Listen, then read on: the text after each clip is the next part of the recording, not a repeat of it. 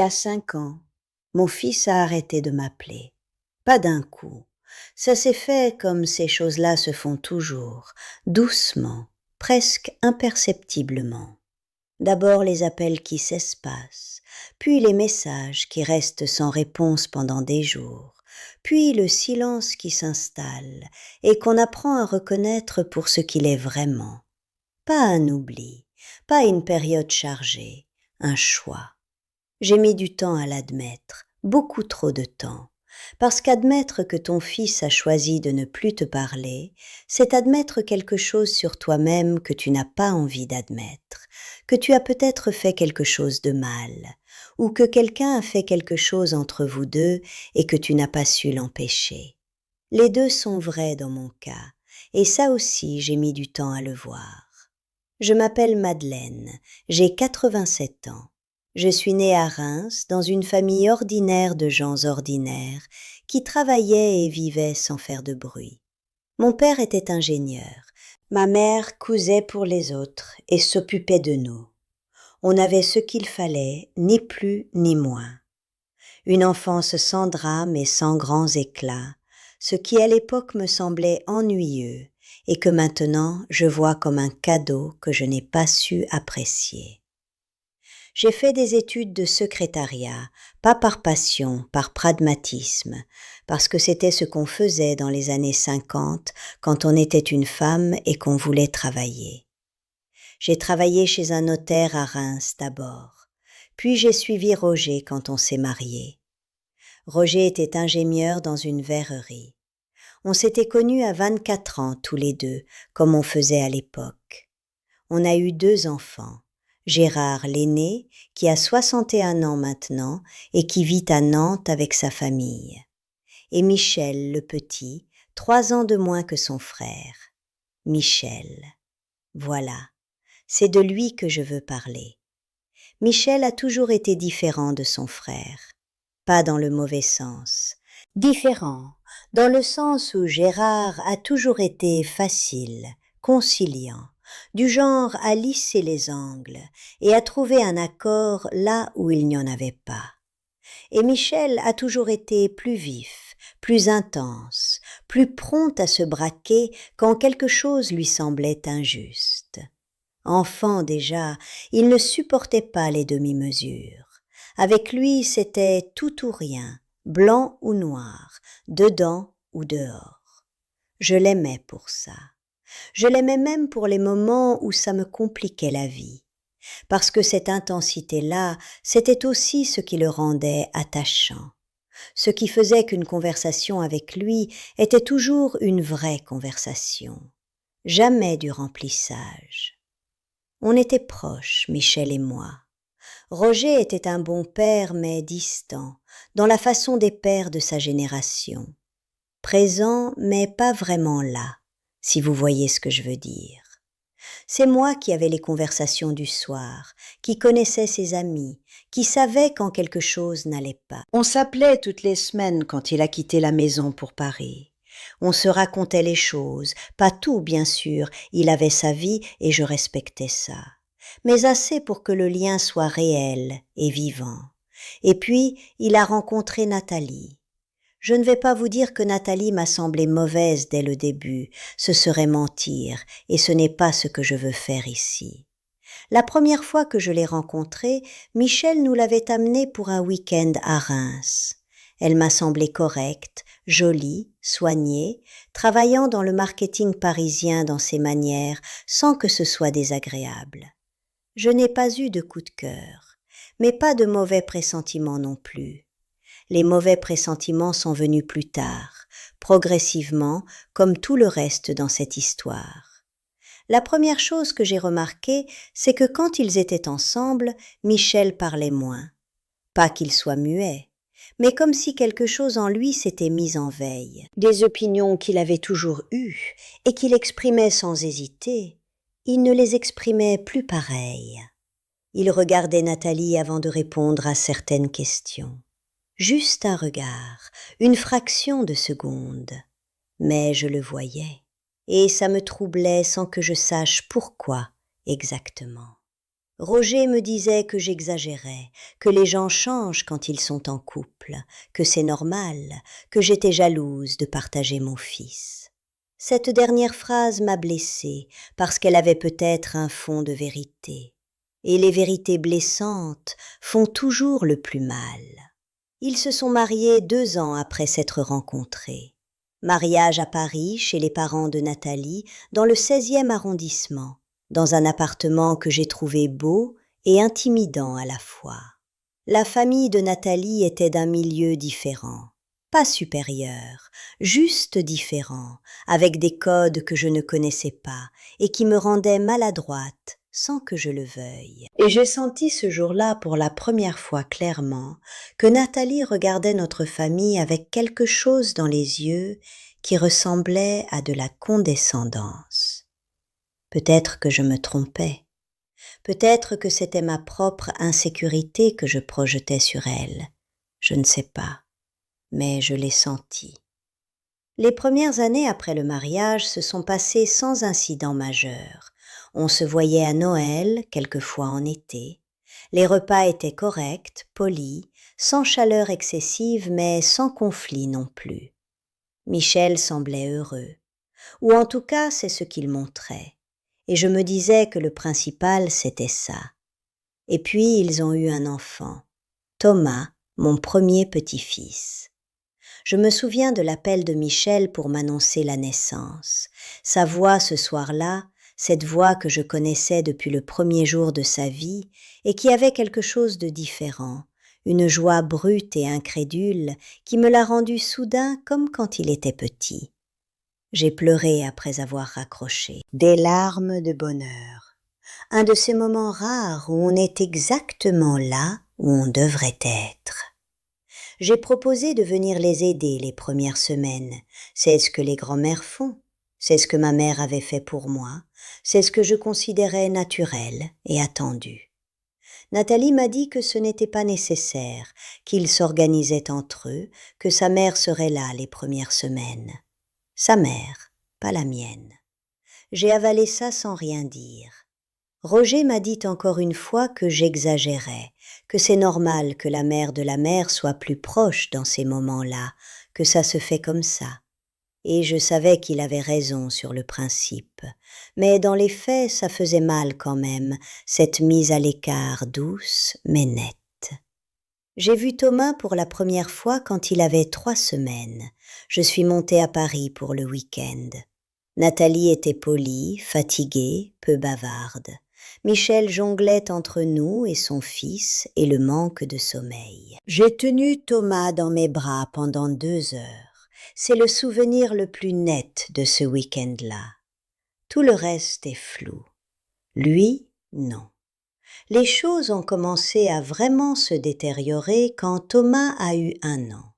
Il y a eu un repas de famille chez nous à Reims pour l'anniversaire de Roger. Michel et Nathalie étaient venus avec Thomas. Gérard était là aussi avec sa femme et ses enfants.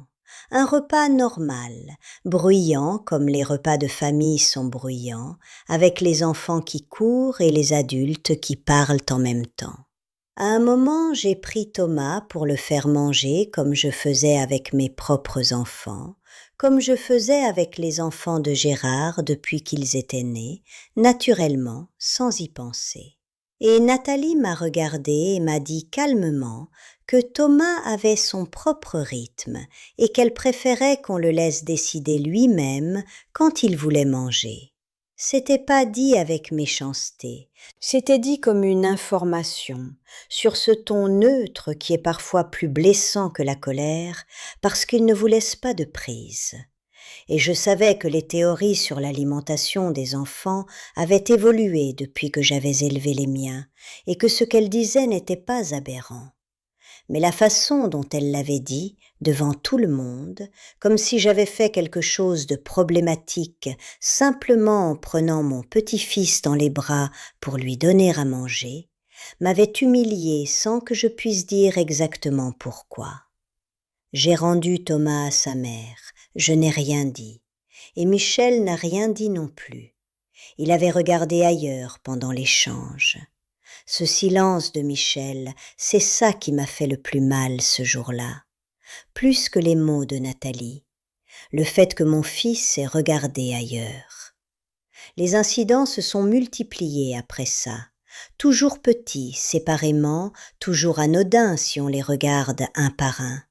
Mais ensemble, ils formaient quelque chose. Une fois, j'avais offert à Thomas un pull que j'avais tricoté moi-même. J'avais passé des semaines dessus. Nathalie avait souri et dit « Merci ». Je n'avais jamais revu ce pull sur Thomas, jamais, ni en photo, ni en vrai. Une autre fois, j'avais appelé Michel un mardi soir pour prendre des nouvelles, comme je faisais toutes les semaines depuis des années. Il avait décroché, mais parlait à voix basse, pressé. Au bout de 5 minutes, il avait dit qu'il rappellerait. Il n'avait pas rappelé. J'avais attendu 2 semaines avant d'essayer à nouveau.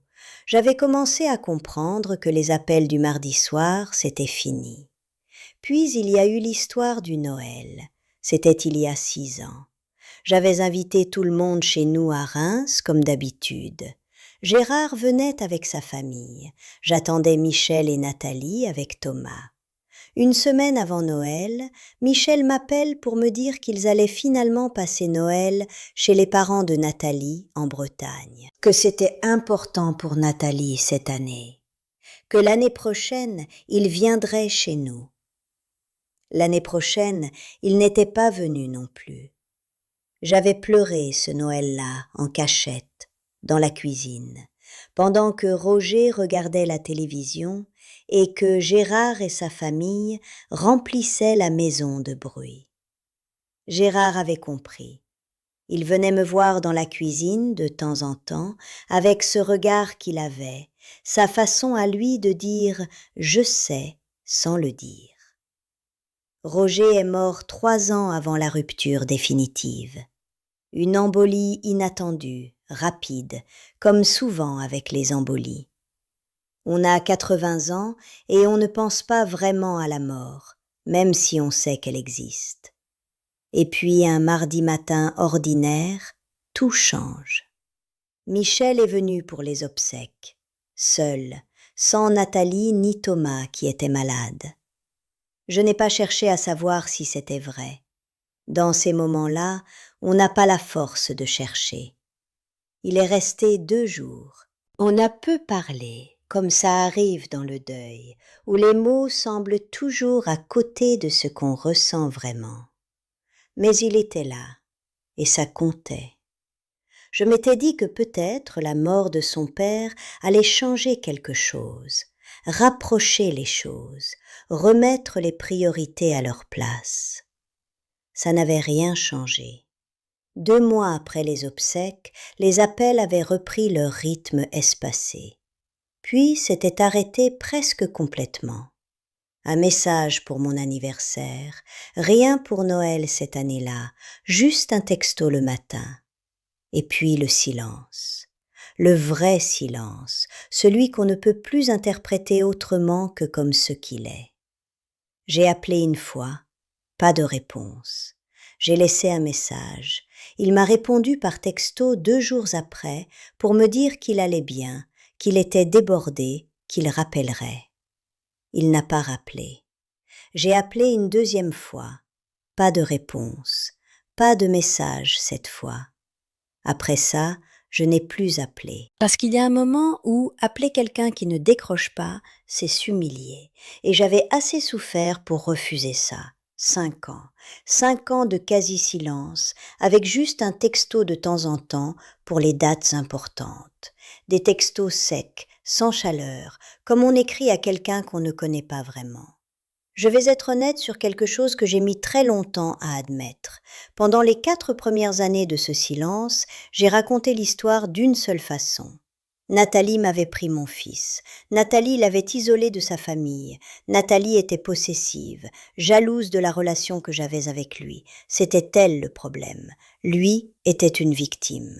Et moi, j'étais la mère injustement écartée qui n'avait rien fait de mal. Cette version me permettait de me lever le matin. Elle me permettait de répondre quand les gens me demandaient des nouvelles de Michel. mais elle n'était pas complète. Quand Michel et Nathalie avaient annoncé leur mariage, j'avais dit à Michel en privé que je trouvais qu'ils se connaissaient pas assez, qu'ils allaient trop vite. J'avais peut-être eu raison de le penser, mais j'aurais pas dû le dire, ce n'était pas mon rôle. Quand ils avaient choisi leur appartement à Paris, j'avais fait une remarque sur le quartier, sur le prix. Encore une fois, c'était pas mon appartement ni ma vie. Et quand Thomas était né et que Nathalie avait choisi un prénom que je n'aimais pas, j'avais laissé voir que je n'aimais pas. Pas avec des mots directs, avec ce silence éloquent que les mères savent faire et que tout le monde comprend. Gérard me l'a dit un soir avec la douceur brutale qu'il a parfois. Il m'a dit que Michel lui avait parlé, qu'il lui avait dit qu'il avait l'impression que sa femme n'avait jamais été vraiment acceptée dans notre famille, que chaque fois qu'il venait à Reims, il y avait quelque chose dans l'air, une tension, comme si on attendait que Nathalie fasse une erreur pour la pointer, que moi je souriais, mais que mon sourire à son égard n'avait jamais été le même qu'avec les autres. Je suis restée silencieuse après ça, longtemps silencieuse, parce que c'était vrai. Mon sourire à Nathalie n'avait jamais été le même, et elle l'avait senti, et Michel l'avait vu, et personne ne m'en avait parlé directement pendant des années, parce qu'on ne parle pas directement de ces choses dans les familles françaises. On tourne autour, on accumule, et un jour tout ça se transforme en distance et en silence. Il y a 8 mois, j'ai reçu un message de Michel. Pas un texto sec pour un anniversaire. Un vrai message, long, écrit avec soin. On le sentait. Chaque mot pesait. Il me disait qu'il avait beaucoup pensé, que Thomas allait avoir 5 ans bientôt et que ça lui avait fait quelque chose de réaliser que Thomas connaissait à peine sa grand-mère paternelle, que Gérard lui avait dit certaines choses, il ne précisait pas lesquelles, qu'il ne voulait pas que ça continue comme ça. Il me proposait de se retrouver seuls, sans Nathalie, juste nous deux, pour parler.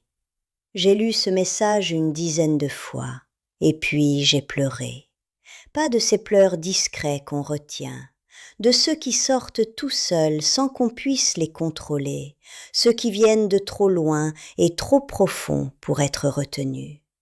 J'ai attendu une journée avant de répondre, parce que ma première réaction aurait été de répondre trop vite, trop fort, avec tout le soulagement et la douleur accumulés. Et j'avais appris assez pour savoir que ce n'était pas la bonne façon de commencer quelque chose qu'on voulait reconstruire correctement. J'ai répondu le lendemain matin, calmement, que oui, je voulais le voir, que j'en avais besoin, que je serais là où il voulait, quand il voulait. On s'est retrouvés à Reims un samedi de mars. Il avait pris le train depuis Paris. On avait choisi un café du quartier des Brasseries, un endroit qui avait quelque chose de neutre et de familier à la fois. Je l'ai vu arriver depuis la fenêtre. Je n'ai pas bougé tout de suite. Je l'ai regardé traverser la place, les mains dans les poches, la tête un peu penchée en avant, comme il a toujours marché depuis l'adolescence. Et j'ai pensé que c'était mon fils, que c'était bien mon fils, que 5 ans n'avaient pas effacé ça. On s'est embrassé maladroitement à l'entrée, pas de ces embrassades chaleureuses qu'on a avec quelqu'un qu'on voit souvent, 2 personnes qui se retrouvent après trop longtemps et qui ne savent plus tout à fait comment occuper l'espace entre elles. Il a parlé longtemps, j'ai écouté, vraiment écouté, ce que je n'avais peut-être pas assez fait avant. Il m'a dit des choses qui faisaient mal à entendre sur la façon dont il avait perçu ma relation avec Nathalie, sur le fait qu'il s'était toujours senti obligé de choisir, et qu'il avait choisi sa femme parce que c'est ce qu'un mari doit faire, mais que ça lui avait coûté plus qu'il ne voulait l'admettre. Sur le fait que certaines de mes remarques que je croyais passer inaperçues, il les avait toutes entendues et enregistrées. et qu'elles s'étaient accumulées jusqu'à ce que rester en contact devienne trop compliqué. Puis il a dit quelque chose que je n'attendais pas. Il a dit que Nathalie aussi avait des torts, que certaines de ses attitudes envers moi n'avaient pas été correctes, qu'il ne l'avait pas vue assez tôt ou qu'il avait préféré ne pas le voir. Je n'ai rien dit à ça. J'aurais voulu dire 50 choses retenues depuis des années, mais je n'ai rien dit, parce que c'était pas le moment, parce que si je commençais à déverser tout ce que j'avais gardé, on n'allait pas reconstruire quoi que ce soit. On allait juste rajouter des briques au mur au lieu de le démolir. J'ai dit que j'avais des torts aussi, que je n'avais pas assez accueilli Nathalie, que j'avais laissé voir des choses que j'aurais dû garder pour moi, que j'aimais mon fils et que cet amour m'avait rendue maladroite d'une façon qui avait fait du mal. Il m'a regardé longtemps et puis il a dit que c'était bien de l'entendre. On a passé 3 heures dans ce café. On est sorti dans la rue et on a marché sans destination précise, comme on faisait quand il était lycéen, et qu'on avait besoin de parler de choses difficiles. On marchait parce que c'était plus facile que de se regarder en face. Certaines choses ne changent pas. On n'a pas tout réglé ce jour-là. Je ne veux pas vous laisser croire que 3 heures dans un café à Reims ont effacé 5 ans de silence et tout ce qui avait causé ce silence. Ce serait mentir. La relation avec Nathalie n'est pas redevenue simple. On s'est vus une fois tous ensemble depuis, Michel, Nathalie, Thomas et moi. Un déjeuner à Paris. Il y avait de la tension dans l'air, cette tension qu'on connaît tous les deux maintenant et qu'on fait semblant de ne pas sentir. Mais on a déjeuné quand même, et Thomas m'a grimpé dessus à un moment comme si on s'était vu la semaine d'avant, avec cette indifférence magnifique des enfants pour tout ce que les adultes compliquent. Et ça m'a fait quelque chose que je ne saurais jamais bien décrire. Michel m'appelle maintenant. Pas toutes les semaines, pas encore, mais il appelle, et quand il appelle, on parle vraiment. Pas de ce remplissage poli qu'on fait quand on veut maintenir une forme sans en avoir le fond. Ce que j'ai appris dans tout ça, parce qu'on apprend toujours quelque chose, même quand ce qu'on traverse est douloureux, surtout quand c'est douloureux. J'ai appris que quand un fils se marie, ce qu'il fait, c'est construire une nouvelle famille. Et cette nouvelle famille a la priorité sur l'ancienne, pas parce que l'ancienne compte moins, mais parce que c'est comme ça que ça fonctionne. Et résister à ça ne sert à rien, sinon à se faire mal et à faire mal à son fils. J'ai appris que la belle-fille qu'on n'aime pas vraiment le sent toujours, même si on sourit, même si on est poli. Les femmes sentent ces choses-là avec une précision redoutable. Et quand elle le sent, elle se protège. Et quand elle se protège, le fils est au milieu, écartelé entre 2 femmes qui font semblant.